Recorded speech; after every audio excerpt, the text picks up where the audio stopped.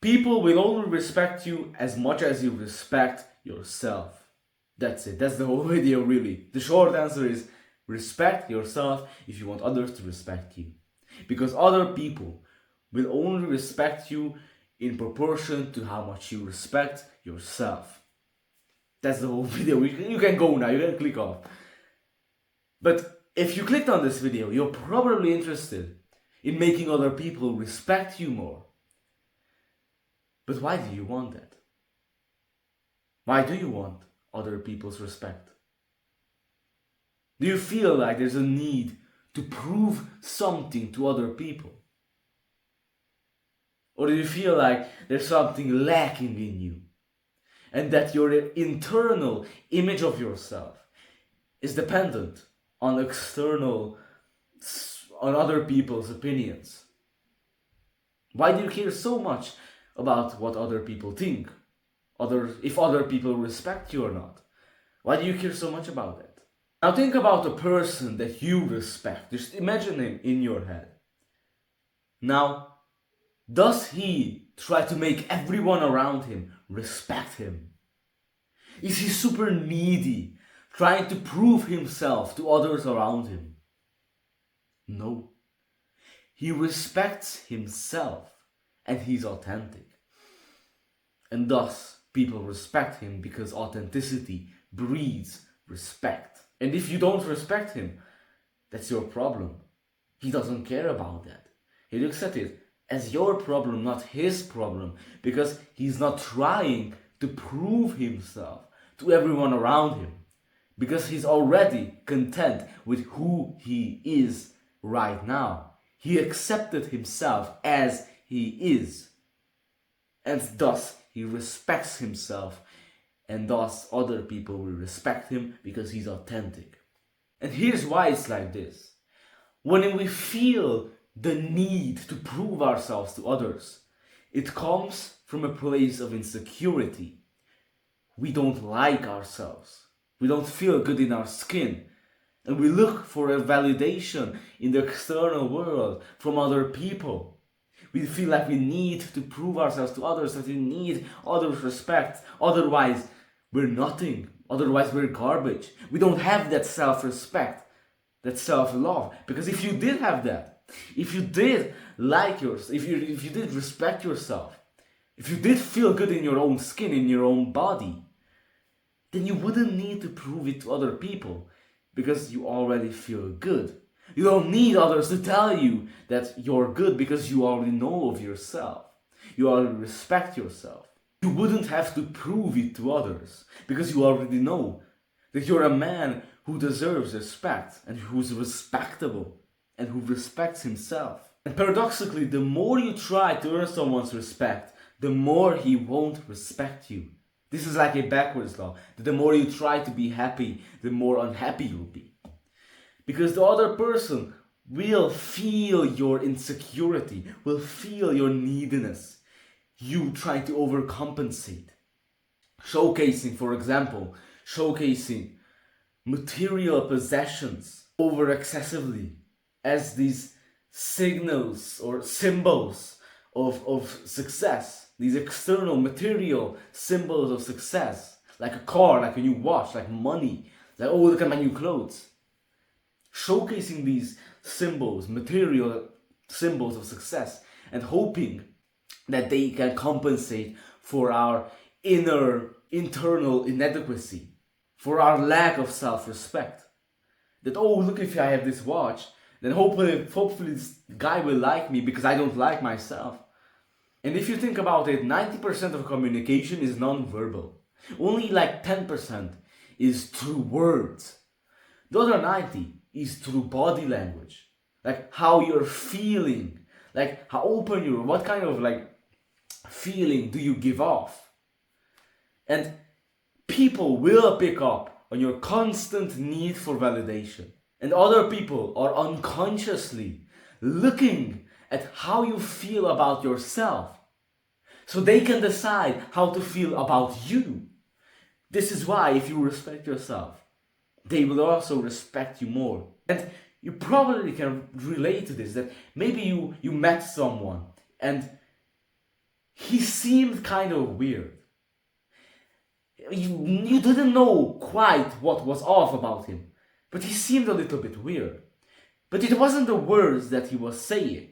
If we were to just write down the words that he was saying on a piece of paper and just read them, there would be no problems with the words itself. It's the feeling that that person was giving off. It's his body language. So people pick up on the fact that if you don't respect yourself, they will feel it. If you need the validation of other people, they will sense it. You can sense it probably if someone is super needy, like you can feel that he's trying way too hard. And that's just repulsive. Like you just want to push him away, don't you? So why do you do that? Remember this, that 90% of the communication is nonverbal. And it's not just the words that you say, it's how you act and how you hold yourself up. So if you feel good in your own skin, others will treat you accordingly. If you feel like shit, others will treat you accordingly. So that's the point. Other people only respect you as much as you respect yourself. So just respect yourself. Now, but how do you do that? Well, here's a couple of things that I wrote down that maybe could help you. The first thing is, don't confuse self-respect with selfishness. That's not the point. You don't have to prioritize yourself every time if you respect yourself. It's actually the people who lack self-respect that always try to take advantage of other people and the situation, to manipulate other people, who are always on the defensive. And all this manipulation and everything to compensate for their insecurities. You see, true self-respect is not about selfishness. It's about authenticity. It's about being satisfied and accepting who you are. You see, true self-respect is not needing to constantly convince other people to like you because you already like yourself. Not needing to prove anything to anyone. Because if you like yourself, there is no constant need to convince other people to like you because you already like yourself. You don't care about them because you like yourself in the first place. If they don't respect you, that's their problem. And you're authentic. Authenticity is flowing through you. You're authentic to yourself, and authenticity breeds respect of other people. Now here are some very practical things that you can do so that you respect yourself more. The first is stay true to your own word. If you tell yourself that you're going to do something, do it. If you tell yourself something and you can't even do that, then how do you expect other people to trust your word if you don't trust it? So if you tell yourself that today you're going to study, or today that you're going to do this at this time, don't forget it. Don't be lazy, don't procrastinate, and stay true to your word. That's how you will get self-respect. The other thing is, don't change your beliefs, behaviors, just to fit in or avoid conflict. Don't change your beliefs or behaviors just to fit in or to avoid conflict. For example, let's say that you're talking about something with your friends and he says that he wants to go to a party, and do you want to come with him? Now, if you don't like partying and drinking and all of that degenerate stuff, if you're not into that, then if you were authentic to yourself, you would tell him your opinions about that. You would tell him that, no, I don't want to go there. But if you don't respect yourself, you will go with him even if you don't want to. Or another example, like, you hear this in school, but if someone offers you a cigarette, if you respect yourself and you know of yourself that you don't smoke, you don't want that, but you still accept it just to fit in, just to seem cool, then you don't respect yourself. So don't change your opinions just to make yourself seem good in front of other people, or just to fit in or avoid conflict. Stay true to your word. If you have an opinion, tell it. Don't change it just like that to fit in. Now you can change it if you're wrong, but don't change it just to fit in or to avoid conflict or anything like that. Or your behavior, don't change that just for approval and validation of other people around you. Stay true to yourself, what you actually want to do. Because people judge your self-worth and your confidence based on how you carry yourself. And talking about confidence ties in with self-respect. Confidence is not about having this expectation of constant success, that no matter what, I'll win. No, it's about confidence is comfort with failure. It's about being comfortable with failing. Because the guy who approaches all of those girls, and you look at him and envy him, he doesn't think that every single girl will like him and will become his girlfriend. No. He's comfortable with girls rejecting him. That's where his confidence comes from. He still has fear.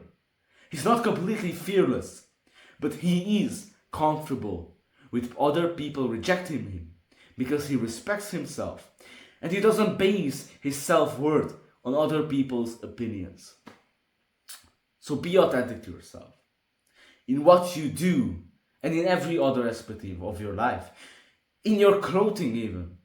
In the clothes that you wear. Do you wear those clothes to impress other people, or that's the clothes that you actually want to wear? Like, do you wear that chain, that ring, that tight t-shirt or pants that you actually like it? That's why do you wear it? Or because you want to improve other people? Or maybe that's that you heard that's what people like nowadays. Is that why you wear it? Or because you actually like it? And you can go all the way with authenticity. So I hope that you enjoyed this video. If you're interested, I'm doing free one-on-one calls. You can send me an email and we'll arrange a call, and you can ask me anything, any question that you want, and advice that you'd like to hear from me. So you can send me an email. Thank you for being here. Thank you for your presence. All the love towards you. I hope you will have a great day and goodbye.